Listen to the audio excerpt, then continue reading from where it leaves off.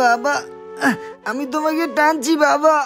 বাবু তাড়াতাড়ি টান, আমার পেট ব্যথা করছে। বাবা আমি তো টানার চেষ্টা করছি, দাঁড়াও আমি টানছি। বাঁচাও বাবা, দাঁড়াও বাবা। বাবু আমাকে বাঁচা বাবু। বাবা দাঁড়াও, আমি এখন গাড়িটা কিভাবে থামাই? আমার হাত আর পা তো কেটে গেছে। এই তো হয়েছে। বাঁচা